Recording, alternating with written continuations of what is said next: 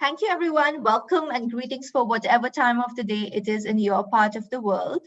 I am Gunjan Veda from the Movement for Community-Led Development, and I will be facilitating today's session with my colleagues Janet Edmond from Conservation International and Diana Delgadillo from the Hunger Project Mexico. Sarah and Anya will also be helping us in this session today. So the session, as you know, is a special training on a tool to ensure that we actually have community leadership and ownership in our development programs. If we go to the next slide, please. So what is the purpose of the session and what is it that we're trying to do today? I think all of us here are in the session, and increasingly globally, there is a recognition that if we really want to attain our sustainable development goals, be they about climate, be they about food security and nutrition, be they about education, health, whatever it is, we really have to put communities front and center in development. The top-down approach to development, which was the norm for decades, cannot and will not get us there. So there is a growing recognition of this, but the challenge has been really that how do we do this?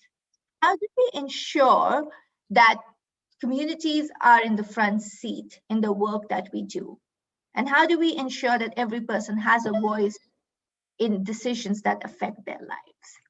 So, and we know that we really need a lot of work in this area, despite our willingness or our commitment towards doing this.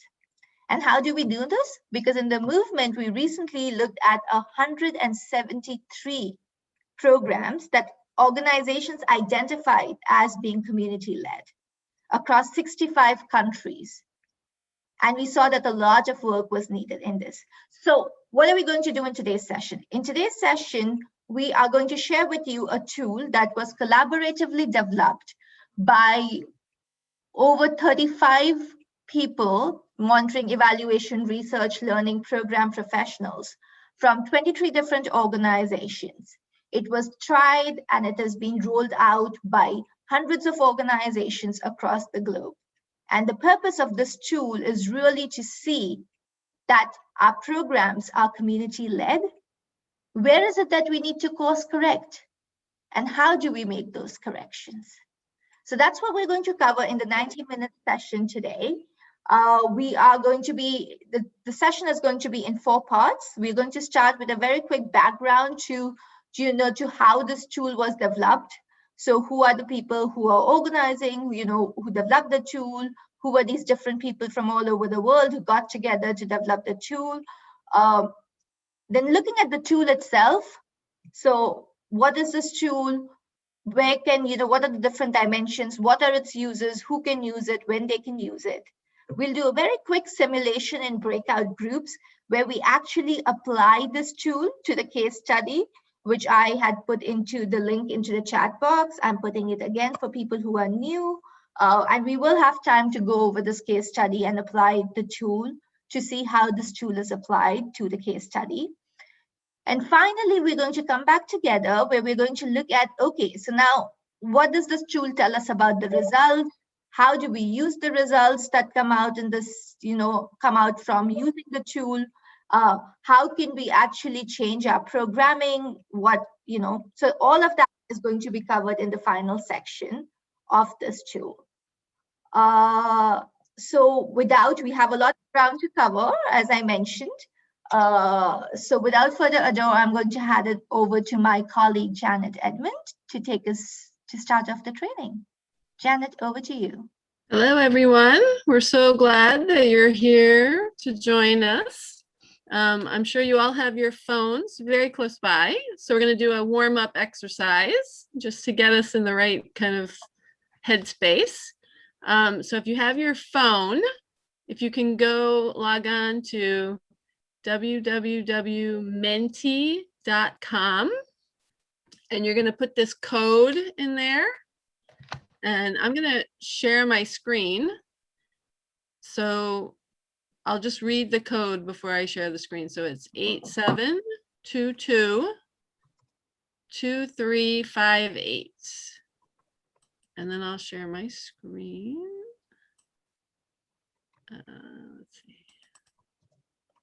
And I have put the code into the, I'm putting the code into the chat box for everyone to see.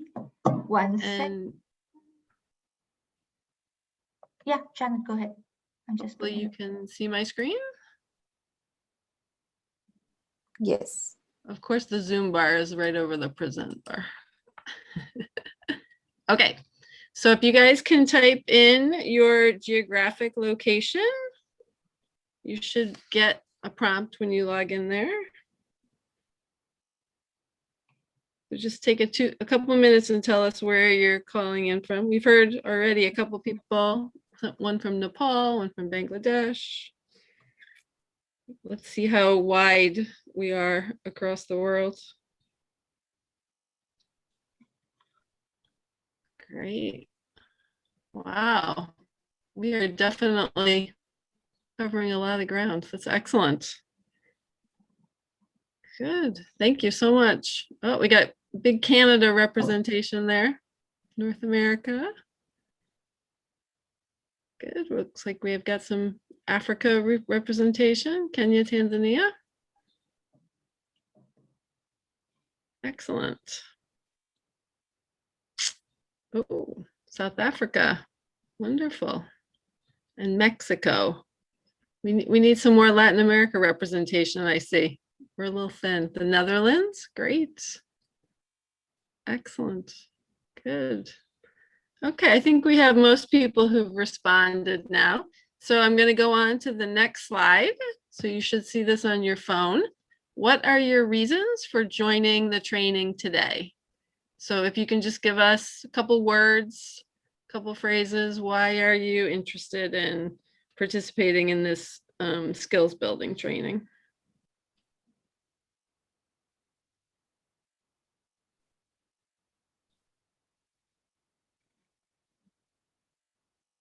And you get a couple of different options.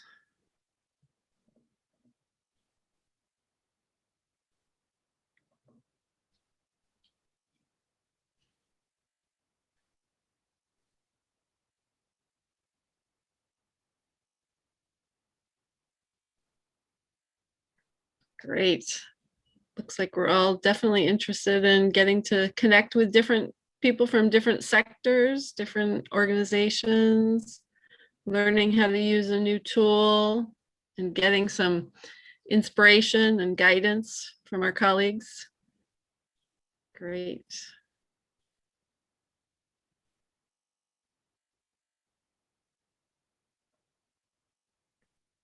Mental stimulation, I like that one. That's great. You won't just be sitting back, right? No kicking back. We're going to have inclusive participation. That's fantastic. Good. So it looks like we're all on the kind of same wavelength, which is great. Youth engagement, that's excellent. Very good. I've heard quite a bit about that during this week in this conference, so that's fantastic. Building our future generation, right? Good. Okay. All right. So we had now most people participated. So let's try the next. This is the last one in our warm up. What 2 to 3 words come to mind when we say community-led development? So this will be another word cloud. So just give us your, top 3 words.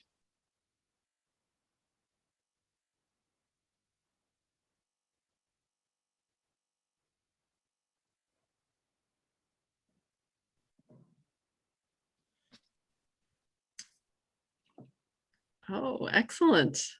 Powerful. I like that one. Inclusion, inclusive. I don't know what Ubuntu, where'd that one go? That one keeps moving around. Ubuntu. So if anyone wants to put it in the chat what that means, hopefully it means the same kind of inclusiveness and diversity. Oh, this is great. We're getting a lot of good ones. Collective ownership, sustainability. Fantastic. Great. Well, I think that looks terrific. I like how ownership and inclusion are really popping there. So that's great. Okay, so I will stop sharing my screen. Thank you everyone for participating in that great exercise. And I'm going to hand it back over to Gunjan. Thank you so much. Diana, over to you. Yeah, thank you, Gunjan. Thank you, Janet. So good to be here. So good to be part of this training. I'm so happy. We first wanted to share with you who we are, what's the movement for community-led development, which is putting us together into this training. And the movement for community-led development is a consortium of 72 international NGOs and more than 1,500 local CSOs. And we have the global movement, and THP, the Hunger Project, has a secretariat. But we have an amazing engagement of all of these international NGOs and local CSOs. And we all participate in that global movement, but we also have national and national chapters around the world. The movement was launched in 2015, where at the same time that the SDGs came around. But this is really relevant because the movement means to make the SDGs real at the local level. Because if we see the 17 goals, most of them really need, and they involve changes at the community level, and not only changes, but also needs the engagement of communities for really have a sustainable change, a sustainable impact, and how to change the power relations in development, in global development, as they happen until this point. So when we see the impact, I'm sure lots of you, lots of people here have experiences on that. But in that moment, and today this is relevant also, it's not that we can say anecdotically what's CLD or what's community-led development. With the word cloud, we know that we have common ideas, but we really needed to have evidence on the impact that we were having. So for having that evidence and really know what gender-focused community-led development looks like, the movement defined its purpose and lines of inquiry. So we really need to understand current CLD practices and the development outcomes and how this is related to CLD. And for that, in April in 2019, the movement started a collaborative evidence synthesis, and this has been evolving since that point at the very beginning, and what it's becoming right now. There's been a lot of experiences and a lot of knowledge sharing between all the organizations that are part of this collaborative research. But what we wanted to know is how, why, and under what circumstances does CLD result and improve development outcomes? And how do we adapt existing methodologies to measure the impact of CLD? And this involved not only this involved 35 people and from 23 organizations, as Gunjan mentioned before. And of course, if you want to go further into this, because it's a really big process, we can share our website, and of course we can go further. But for this session, what we wanted to share, it's what we wanted to share, it's just at this in this moment, we just want to share the beginning of this tool. And for now, for seeing the CLD rubric dimensions, Gunjan, now over to you. Thank you so much, Diana. So as Diana said that, in 2019, we began this journey to understand what is community-led development, because we realized that even though we had a movement for community-led development, whose goal was to convince governments, convince donors, multilateral agencies, and implementing organizations that we need to really, change our top-down approach to development, what is this approach that we were advocating for? And there was no common understanding around what this is, right? So there are a whole bunch of ideas that all of us associate with community-led development, as we saw in the word cloud. And you would see that many of the terms here are actually things that were in the word cloud: participation, inclusion, voice, accountability, community leadership. These were all attributes that we talked about and we think about when we think of community-led development. What we did as part of the research team, and we were a very diverse team from a very different set of organizations, big organizations like World Vision, but also smaller organizations which were, like Nuru International and others, which have been, which work in single countries and few communities. We got together and we asked ourselves, we looked at the literature, we spoke to a lot of professionals, and we asked them, what is the key characteristic of community-led development? What are those absolute must-haves? And we did a whole list of those characteristics after a lot of debate and discussion. And then we said, okay, this is great, but we are all practitioners. It's not enough to say participation, right? What does this mean in a program? When we do our work in the field, what do these characteristics look like? How do they appear in the life cycle of a program in the work that we do every day? And that is what became the tool that we are going to be sharing with you today. Now, our presentation today is in English, but the tool is available in English, French, and Spanish. So if you go to our website, you can actually get the tool in different languages. But for today, we're going to limit this presentation to English. So we arrived at what we call 9 dimensions. So we looked at how different characteristics of community-led development, be they community ownership, be they leadership, be they, a participation, how would they look like in the life cycle of a program? And these 9 dimensions that you see on the screen are what we arrived at. 7 of them, the first 7, are actually characteristics. The last 2 are processes: facilitation and community-led monitoring and evaluation practices. Next slide, please. So if you keep clicking, Anya. So what do we mean by these dimensions, right? What do they look like when they appear in the life cycle of a program? So in the tool, we unpack each of these dimensions. So for instance, participation, what does it mean? When does it occur, right? Is it only happening at the stage of needs assessment when we go to a community and we consult them in terms of what is it that they really need in the community? Or are they also a part of decision making in terms of what should be done in the community to address the issues of health, right?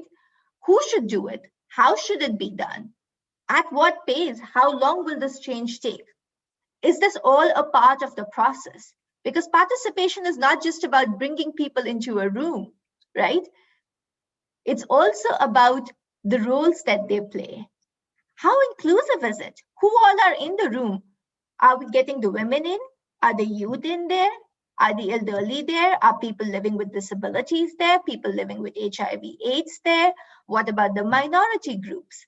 What about the groups in countries where there are religious minorities or ethnic minorities or caste-based minorities? So who is part of this decision-making process and who is excluded from it? And then again, it's not simply enough to have just people in the room. So do people come in the room and they feel confident enough that they can speak? Do they feel confident enough that their voice matters? Can they ask for their rights? So these are the kind of things that we try to unpack with this dimension of participation, inclusion, and voice. If we go to the next slide, please. The second dimension for us was really local resources and knowledge. And I know at the CBA, we've been talking a lot about this. I've attended sessions about indigenous knowledge, about traditional knowledge when it comes to food systems, when it comes to other things. So not just looking at people as resources who will, people as communities as giving resources, giving land or providing labor to build a health center, for instance. That's not enough, right? Are we respecting local knowledge? If it's among indigenous communities, are we respecting that indigenous knowledge right? Are we recognizing it? Are we celebrating it? Are we recognizing the community contribution that if people are putting in labor to build the health center, then are we recognizing that, the value of that work? So that's local resources and knowledge building on that dimension of it. That's the second dimension of CLD. The third dimension is about sustainability. And now we're short on time, so I can't go around the room with a poll, but I'm sure if I was to ask everybody what sustainability means, we would come up with a whole number of different things, because sustainability means different things to different people. We're talking about environmental sustainability, we're talking about economic sustainability. It can have so many different implications. In our tool, we look at sustainability from the point of view of two things. We look at sustainability from the point of view of planning for it. Have we built sustainability into our program design itself, right? Right from the beginning. And we look at sustainability in terms of impact. The results that we are talking about that the program is looking to achieve, are they sustainable over a period of time? This is the only place in the whole tool where we actually talk of impact, by the way. The rest is all about processes. So sustainability, we look at, is it something which is planned right at the beginning, the exit strategy? How will the program end? How is it done? Is it done with community members, or does an NGO come in, decide and say, we're going to run a 5-year program, we are going to end at the end of 5-year program and hand it over to you, right? So what is that process of decision making on sustainability that's going on? Are we measuring the impact after the program is over? Is there a plan to measure it, right? All of that is part of our sustainability program planning, which is the third dimension of CLD that you will see in the tool. Next slide, please. Accountability. Does anyone want to tell me what is accountability? Feel free to raise your hand, or to just unmute and speak up.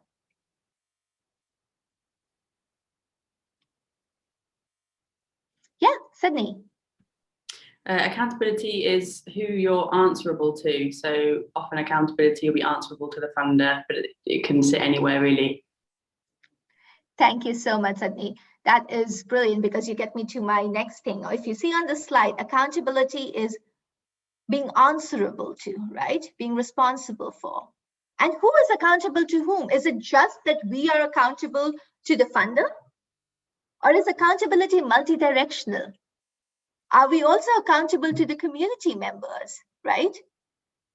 About the work that we are doing and how we're doing that work. Thank you, Gloria. I see you put in a response on accountability. It's take responsibility in front of the persons you're trying to benefit. Yes, absolutely. So who is accountable to whom? The tool looks at accountability not as a single direction thing where we are accountable to donors alone. We are also accountable to the community members. And then the community members are accountable to each other for the work that they are doing and to us. So accountability as a multi-directional concept, right? And then how does this accountability actually happen, right? And is it just enough to hear from communities? Oftentimes programs will have what we call a feedback mechanism, right? So you have a way of writing to the NGO, to the donor, and the community can kind of write to people and say, oh, this is not working, or so-and-so, did not turn up, or this is a problem. But that's not enough. What happens with that then, right? So what happens to that feedback? Is it acted upon? Is the action communicated back to the community members that, well, we heard this was a problem, so these are the changes that we have made. Are you now satisfied? So accountability is a whole loop that needs to be closed. And that's what this dimension looks at. Now, we are going to be short on time, so I'm not going to be able to go into each of the 9 dimensions that we have in the tool. I'll cover some of them, but this is to give you an idea of what is it, how is the tool looking at community-led development, and what kind of things are we measuring or assessing with the tool. So next slide, please. Responsiveness to context. We all know this conference is called CBA, Community-Based Adaptation, right? We all know that community-led work is all about adaptation to context. It cannot look the same everywhere. It does not look the same everywhere. It should not look the same everywhere, right? So how responsive is the program to the context, to what is going on? What does this mean? Context is about the power differentials. I know in this week, we've all heard a lot of talk about power differentials that exist in the community, right? And we all know that communities are not homogeneous entities, that there is a lot of power differentials between the rich people who have more money and people who don't have as much money or access to resources, between women and men, between different ethnic and other religious groups. There's so many power differentials that exist in a community. So is the program taking into account these power differences? Is it designed to respond to crisis? COVID-19 happened. Was the program able to adapt to something like this or not? So how responsive was it to the community's needs in this? And the most important part about community-led development, that community-led development is about the context. It has to be open to failure and learning. Sometimes some things will not work. It's not going to be perfect, and that is okay, right? So next slide, please. So I'm going to skip the other two characteristics that we have, which is essentially around collaboration and governments, working with subnational governments, and how those are important parts of CLD. You'll see them when we come to the tool itself. But I want to now look at the two processes which we believe are very integral to community-led development: monitoring and evaluation. Now, a lot of us do evaluation reports, or we have some kind of monitoring in place. It's a donor requirement often, and we do it. But here's the thing. The challenge with a lot of these monitoring mechanisms or the way evaluations are done is either a staff member or a consultant from outside will come, carry out an evaluation. They will, at the most, bring community members together, do key informant interviews, speak to a few people, do what we call focus group discussions, right? And then come up with, this is the impact of the program. This is what we were able to do and do. But that's extractive. If communities have to take decisions about their own lives and about the programs, then communities need that information. So monitoring and evaluation for community-led development programs cannot be extractive. They have to be done with the community members. The community has to be involved in every stage of the process. What data is being collected? What information would they like to know? What is important to them? Who should collect this? How should it be collected, right? So what is the language? Your question is in the language that the local person does not even understand, right? Are you conducting interviews in a language which is not their first language? So who is, collecting the data? Who is analyzing the data? The community is not just a source of data and information. They are best placed to make sense of that data as well, because they know the context. So are they involved in the analysis? Are they involved in making sure that the recommendations are actionable? Is the community involved in actually taking the action and deciding how to use this information that emerges from monitoring and evaluation? How many people here have, how many people here have actually heard of programs when you go back to the community and share the results of the evaluation with the community? And yet, if you don't do that, how will community members ever know how to improve and change their programming, whether their ideas are working or not? Because if they are leading, they need that information. So ensuring that that information is shared back with the community. And yes, Adele, I see your comment about, how many communities have the resources, time, and interest to be involved in M&E. It's a very, very important point. And in fact, this afternoon, we have a complete training session devoted just to that aspect of community-led MEL. And we have another tool around that and some of the challenges. But it is not easy, I grant you. It's absolutely not easy, but essential. Because how can we expect, it's like if I was to ask you to design a program, How will you know that that program is working? You need information and data, right? And the same is true with communities. If they have to design a program, they need that information and they need data on how is the program doing.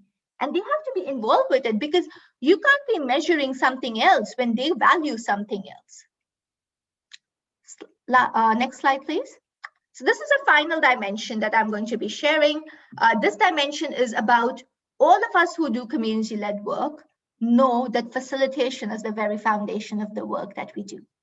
How inclusive our processes, who is participating, whether their voices are being heard, all depends on the way the facilitation is done. And in facilitation and community-led development, we look at a lot of things. We look at what kind of skills are needed. You know, how are these skills being developed? What is the pace and timing and frequency of facilitation, right? Does the program decide to conduct meetings on mornings, weekday mornings at 8 or 10 p.m., at 8 or 10 a.m. when everybody in the community needs to be in the field and they're farming and this is the harvest season? Or are meetings being held at a time that the community can actually attend the meeting, right? Are they held at a time when the women can participate about it? Who is facilitating? Is it outsiders or is it community members? And I see there's some excellent points and also a discussion happening around community-led MEL. And we're going to come to that, but I'm going to now hand over to Deanna to kind of just show us, now that we've seen the 9 dimensions of the tool, to actually show us what this tool is, who can use it and when they can use it. So Deanna, over to you. Thank you, Gunjan. So for keeping it short, we want to present the purpose of this tool, and you can read it in there. But what we wanted is to create this dialogue among different stakeholders, and this is really relevant because, as you were discussing in the chat box, it's not always talking, and this can get people or different stakeholders tired. But this is really relevant for having a common understanding and a common language, and then how to address all those points together based on community leadership. So with the purpose of this tool, it's to create this dialogue and to go through the participatory reviews and at various junctures of the program life cycle. And this is really relevant also because it's a continuous process. And this continuous process helps us to determine how the program aligns with the CLD characteristics. We have 11 characteristics, but also with the 9 dimensions that Gunjan just mentioned. And this enables reviewers and stakeholders to really have the chance to modify or to make corrections or to adapt the programs for what their original purpose. So next slide. We recommend, as this tool has been developed and the experiences and the learning that we have until this point, this was launched in January actually. Well, the first, it was in November, but then in January, and we started with an extended use of this tool. So we recommend that this use of course, we can use this tool at any stage of the life cycle, but this is also for this can help in program design, in mid-program reviews, at the end of the programs and end-line evaluations, ex-post evaluations, and of course organizational reviews. Next slide, please. And we don't want to say with this tool what is good CLD or what is bad CLD, but we do use this tool for creating and for it's a learning focused tool. So this is really relevant because, and you will see this in the breakout rooms, this tool helps to create a space where different stakeholders and people involved with the program can discuss about the program and about their opinions and their perceptions, and then it gives you the space to learn. And it's a really participatory process. That's one really relevant thing. And this can be used for for internal processes, for internal practices that, I mean, you can define this internal practice for see how are the results of your program based on what you design at the very beginning, and also gives you some possibilities to compare different experiences for community-led practices. Not in the case of which is better or which is worst, but yeah, in the case of how to define characteristics that can help you to have a CLD practice. It also can be used for strengthening organizational capacity, and I know that there was some discussion in the chat box related to everything it's capacity building, but this is really relevant for strengthening community voices and community views, and to put together the perception of the different stakeholders. And finally, it can also be used to understand how community members perceive their work and perceive the effects of this program. And this is also helping these accountability loops that Gunjan mentioned before, because you are giving information related to the program and the effects of the program. And this is common knowledge. So in the case study, we're going to go. Sorry. Yeah. Sorry, Diana, do you want to first show people the tool? Just walk Yeah, them I was through going to say that before the case study, if I can share my screen. Let me. Here's the screen because here's the tool because we've been telling you all about this tool. We have it, and Gunjan shared the link in the chat box where you can download the tool, and it's in an Excel format. You can use that, or we also have this mobile version, which is we think it's friendlier. So as Gunjan mentioned, we have it in English, we have it in French, and we have it in Spanish also, but we're going to go through the English version in this point. So first we have an overview when you have the background information, who should complete this tool, and how the explanation of the different sections, how to complete this rubric, and how to interpret the results. We're going to go through this process in a little bit, but here's the 9 dimensions, and you can see first, of course, you need to give some basic information, and then you go through all these 9 dimensions, and each dimension has different questions. The first dimension related to related to participation, inclusion, and voice. You go through the different questions. You have the information of your program. You go through all these questions, and you give a value from 0 to 4, depending on how this is responding to the question or to the dimension that you are seeing. For example, in this case, the CLD program ensures the participation of excluded groups, and this is something that we're going through in the exercise. And you have these different different possibilities. So you define, and this is this rubric goes in an incremental way. So it starts with no information or not sufficient information to make a judgment, and then it goes like it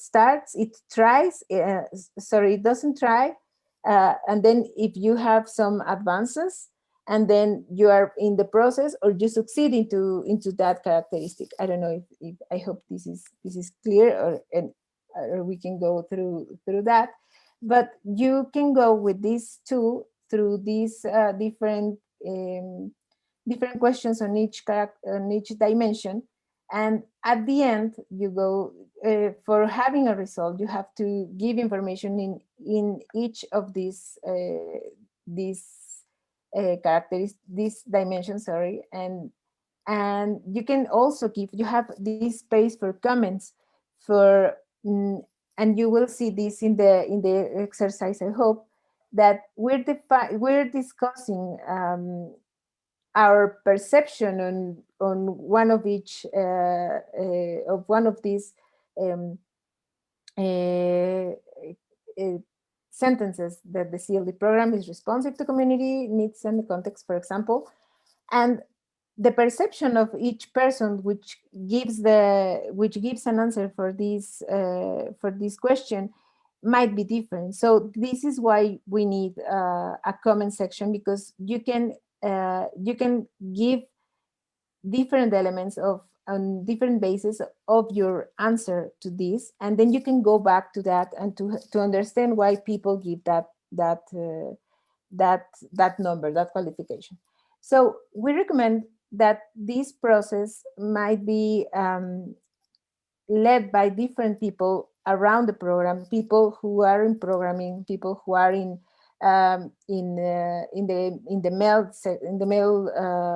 mail groups, into the community, into an organization. But also this could be answered by communities, and of course this needs like a general knowledge of the process, and this gives you different sides, different views of what's the perspective, the perception of the tool, or of the asset of the tool.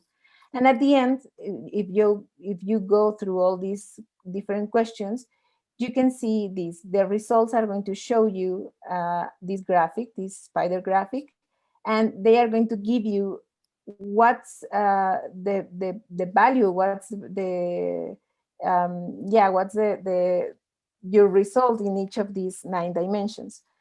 So of course the expected outcome might be that all of our results are in this part, in the outside part of the graphic, because that means that we are succeeding in local resources and knowledge, we're having an exit strategy linked to sustainability, or we're having really great results. But the truth is that these ideal results might be or need to be read by the local context, and by the needs of the community, or the purpose of the program, or of that, in that matters, for really understand what's the main purpose. And also this is something that it's not static, this changes with time. So this the relevance of this graphic is that it gives you the places, or the spaces, or the dimensions where you need to focus on if you want to improve your program, or your work, and gives you the chance to see where you can improve that, or where you need to pay more attention into that. So if you want to, I'm going to stop sharing my screen, and now with this really quick overview, and we're going to give you the link to this. What we want to do now, before we go to the breakout groups, is that we are going to present the case study. And some of you who came early, you have the link in there, and this case study is going to help us to go through an exercise into the breakout groups with reviewing just one question, but with that information, we expect to have this process. Where we have actually a record of the case study. Not only if you want to read it, of course, but we can also hear it. So I'm going to put it in there. Let me see. Sorry. Sure. And Diana, while you play up the recording of the case study, I have also put the link in the chat box. So you can just click on it and you can read this case study, so that when we go through the workshop on how do we apply this tool to an actual program, we can use this information to do so. So here's the case study. This is a case study for this session, and it's about a program named Women Empowerment, and this is happening in Kenya. This program is led by an NGO based in Nairobi in Kenya named WAG. And This organization fights to end gender inequality and ensure that all women have access to reproductive health services. Basically, they're encouraging governments to make women's health a priority and build a women's health center where women can receive the health services that they need. This is happening in Ocasa village, which has a long history of gender inequality.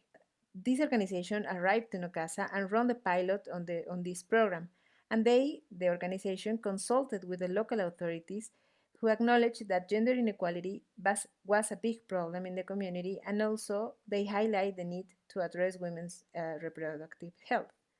The organization, WAG, started to talk with executives from local governments, and they decided that the first step was to launch an awareness campaign in the community, and they focus on 3 points: gender inequality and its effects on women and the community as a whole, in the prevalence of gender-based violence in the community and its effects, and the third, the reproductive rights of women. They consulted with the government and with a community action group of 10 health professionals, also with local government officials and traditional leaders from the community, and they created this campaign. And the campaign ran for 2 weeks with daily community durbars. After the campaign, WAG met with local government officials and the community action group to discuss the next steps, and they decided to carry out a survey to understand the health needs of women and their priorities. In this survey, addressed to women and teenagers, some local youth participated as people who enumerated and conducted the survey, and WAG provided a week-long training.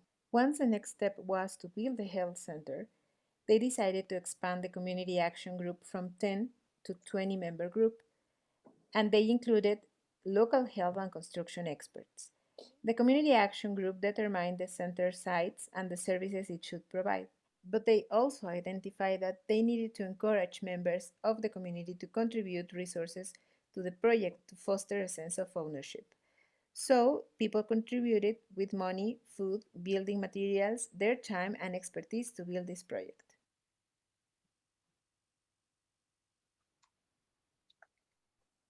So those are the details of the case study. And what we are going to do now, if we can put on the presentation again, Anya, thank you. It's that we're going to go through to breakout rooms. We're going to have 20 minutes. Each group is going to have a facilitator, which is part of the movement, and we will discuss and fill out.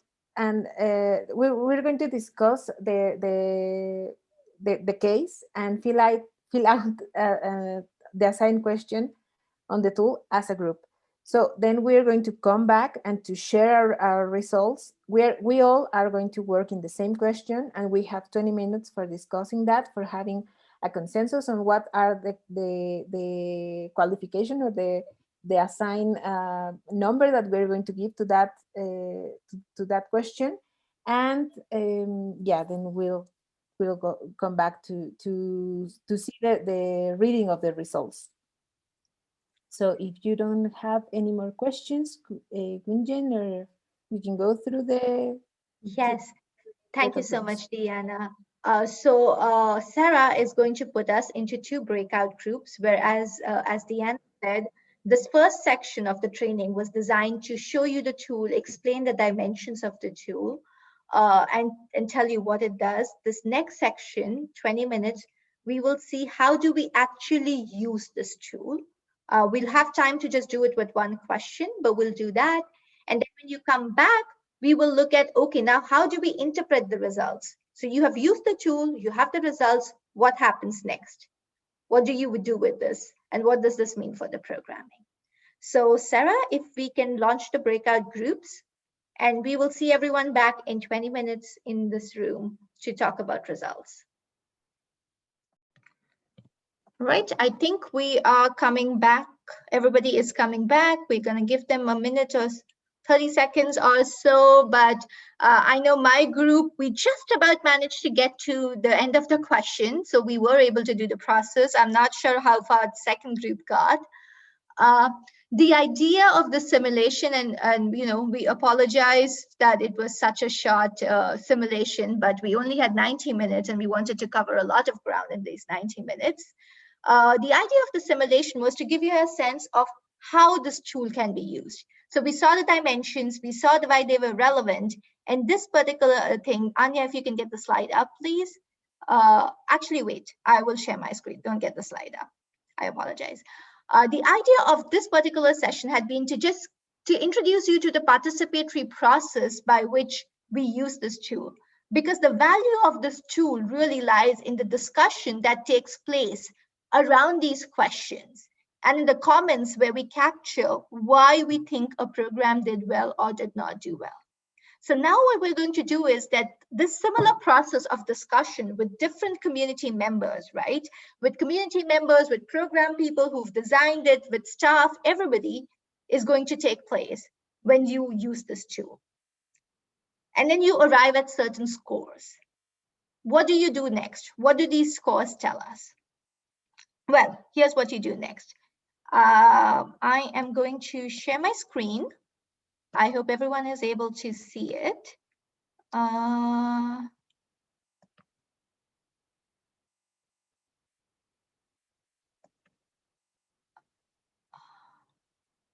you able to see my screen?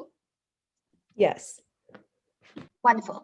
So this is a tool that Deanna had shown us, right? This was the tool, the mobile version of the tool. I'm not going into the Excel version. It's difficult on a virtual training to go through Excel. Once you have entered the information, so let's see, we did the first question of the tool, and our group, the average, we had different people rating it for different reasons. The average was a 2. And the reason for that was that women and girls were not part of decision making. Surveys were done to include them, but in the wrong order. So we had a lot of these things. So whatever your reason is, so you fill out the score and you capture your discussion in the comment section, right? Once you have done that, you go to the next question and you fill that up. Now, what I have done is I have pre-filled this to give you a sense of what does the end product look like. So you've gone through this whole set of questions. You've gone through all the 9 dimensions with your team, with the community if possible. What happens then? Well, you go to the graphs and you will see this one spider graph, which will give you a sense of how you're doing overall.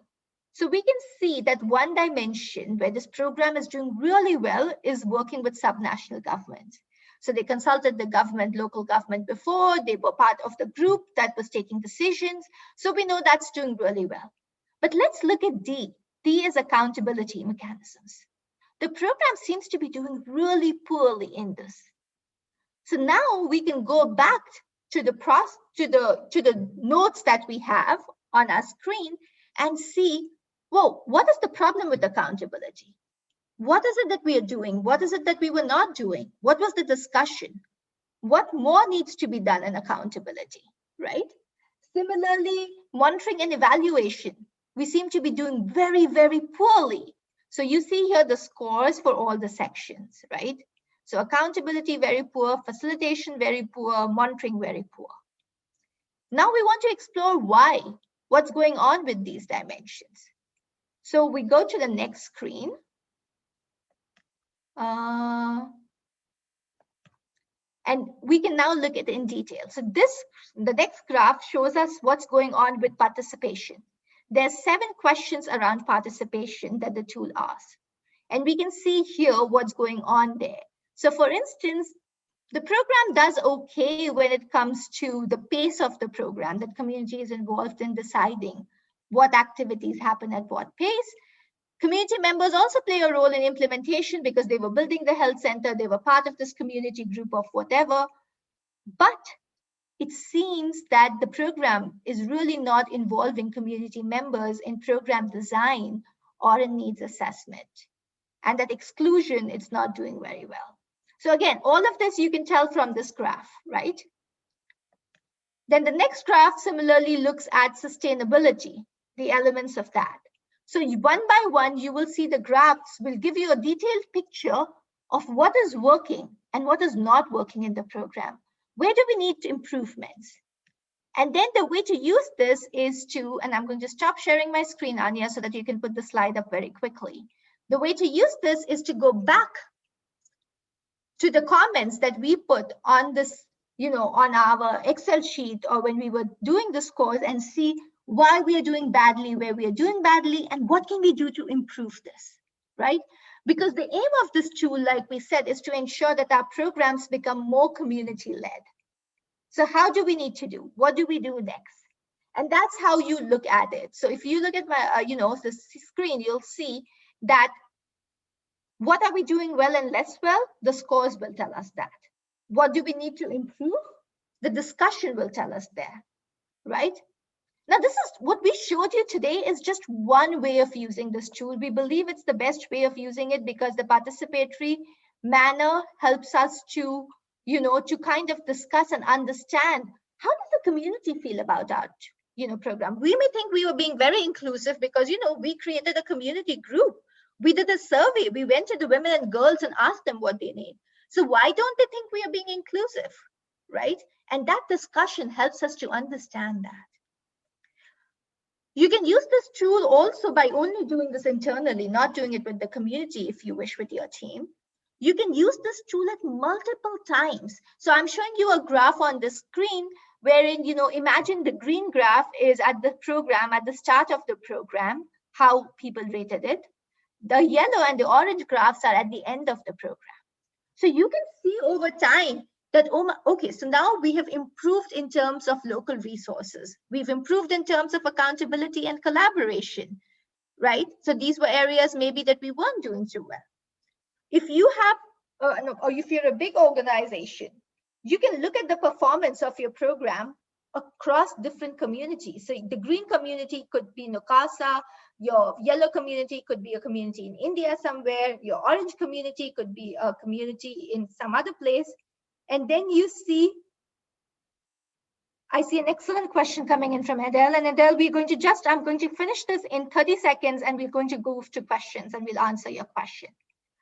So the tool is going to allow you to see how have you changed? How has your program improved over time with respect to these dimensions of community-led development? It will allow you to see which of your programs are more community-led and which are not community-led. Which communities are doing better, which are not doing better. It is also a learning tool. You can decide and set targets for yourself and we really need to improve what we are doing on sustainability. So over the next 6 months, that's going to be our focus. So that's the tool. It's a very quick overview. I apologize for that, but we only had 90 minutes, and then I'm going to hand it over to Janet so that she can moderate the Q&A. Sure. Thanks, Gunjan, very much. And like she said, this is really just the appetizer because the real training, right, the meat of the training, like Gunjan said at the beginning, takes many, many more hours to really get into the real thinking and the understanding of all the aspects. But do we want to take Edel's question first about how do you prevent socially desirable answers and triangulate the information so that you're getting, robust information? Absolutely. So Adele, the whole idea was we showed you one way of doing this, and in the community, if you're doing this, you're not going to be doing it with a computer screen. You have people in a room, so it's going to work differently. We've tried different approaches, or different organizations are trying different approaches.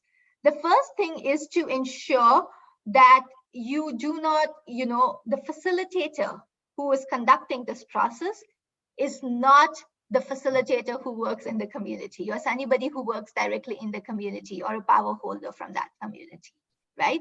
So who the facilitator is very important. Second, in communities, I know the way people are doing it is that they go through this round of questions, they discuss this, and then everybody has been given chits that they write numbers on, and they fold it and put it in a secret ballot, right? So there is a box on the table. Everybody is writing the number that they feel at the end of the discussion. They fold it, they put it there. Nobody knows who said what, so they're free to put in what they want to say. And then you tally. That's one way. In some other communities where people feel that they're more open about sharing it and you don't have the powerful people in the room, people simply hold up chits and raise hands. So we've tried different ways of doing this. And then we are still learning. There are different, this tool has currently had over 600 downloads between January and now. And the mobile version has had many, many more hundreds. So different people are trying different ways, and we are going to compile that and share as much information as possible. But yeah, those are some ways. Triangulation, you can triangulate because you can do this separately in different stakeholder groups in the community. You can do it with the team, right? The internal team, and see what they have to say. You can look at program documents and then do it based on that. So again, you can use it in different ways to triangulate it. But this is not a monitoring and evaluation tool, remember. This is a learning tool, and this is a program design improvement tool. You use it alongside monitoring and evaluation. I'm going to stop there, Janet. Okay, just a time check. Are we ending in 5 minutes, or do we have a little bit more time? I think we need to end in 5 or so minutes. 5 minutes. Okay, all right. So so we want to thank you guys all very much for your time, and if you have any other comments, we would love for you to put them in the chat. But we did want to go back to the Mentimeter just to get some feedback on our session today. So will share my screen. So I do want to stop sharing other screens, right? Yes. Okay. I gotta go find the Menti. Where is it? Sorry. Can't find it. Here it is. Oh. So maybe, Janet, while you find it, while you try and find it, we can just tell people that this was just that short training that we did. And the movement actually does offer certificate courses in training on the tool, which are free and which we hold at regular intervals. I know we are holding one in English and French for Francophone West Africa at the end of this month. And so we do keep organizing these courses so that people can learn and use this tool. So if anyone wants more information on that, feel free to reach out to us about it. Yeah, I don't know why it's not letting me share my screen. Hold on, I think I can find it. Oh, okay. Are you seeing it now? Yeah, we're seeing the old word cloud. Great. No, it should move.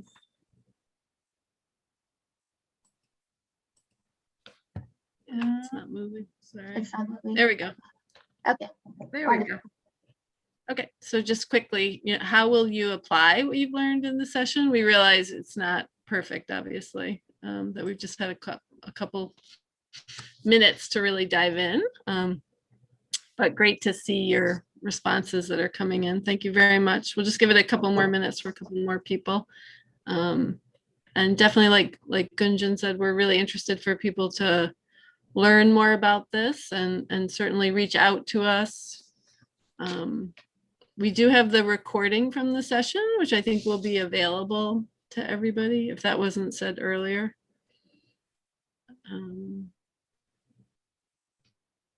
Great, thank you guys for your responses. And maybe we'll just go to the next, what worked well with the tool in the training. If you have any thoughts on that, just put them in there.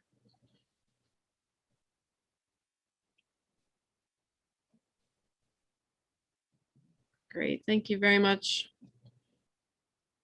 And I know we are getting a little short on time, but hopefully this just gave you an inkling of the power of the tool and everything that can be possible. I think we'll just maybe go on to the next question. What did you feel like was missing from the tool in the session today? Are there any ways that you think it could be a little bit more useful or effective? Any gaps that you could identify just from our short time together?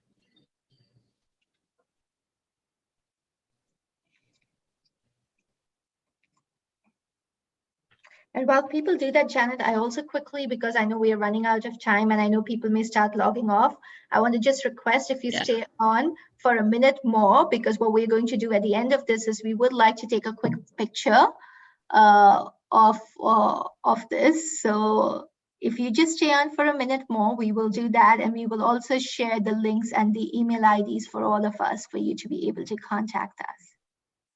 Sure. And if you could just give us maybe a quick idea of how you thought the training went, that would be really helpful for us. So I'll stop sharing because that can be anonymous and confidential and we won't see. But so go ahead. I think we had that last slide, which has kind of how to contact us. We put that up, right? Yeah. Before that, Anya, can you just take a tile view with everybody's picture? A couple of pictures with everybody so we can all keep smiling like crazy at the camera for about the next 30 or 40 seconds because we don't know when she'll go click. Yes, if you guys want to smile, I'm going to go 3, 2, 1. There we go. Great. Thank you all so much. And Anya, you can Anya. put up the last slide now with the contact details, and maybe we can put everybody's contact email IDs in the chat box, Janet, Deanna, and mine, so that people, well, mine is there, but Janet and Deanna. Okay. So if you have any questions, if you want to use the tool, if you want to engage with it more, if you want to be part of the trainings, please do reach out to us. We would love to hear from you. Thank you very much for your participation today. It was really fun to hear from you all. There's a request for the Twitter link to go into the chat. So, okay, that is a Sarah. That is a Sarah request. Sarah has to. Sarah's busy running everything for us, right? Sarah and Anya, thank you guys so much for all that help. We really appreciate it. Thank you, everyone. We appreciate it. Thanks so much. Bye. Great. Thank you, guys. Bye-bye. Thank you. Thank you. Thank you, everyone. Will the recording be available on the main platform? Yes, I think so. I think the session recordings are all available. I don't know about the breakouts, but the main session recording should be available. Thank you, Constance, and thank you everyone who stayed. I think they will probably need to Thank you too.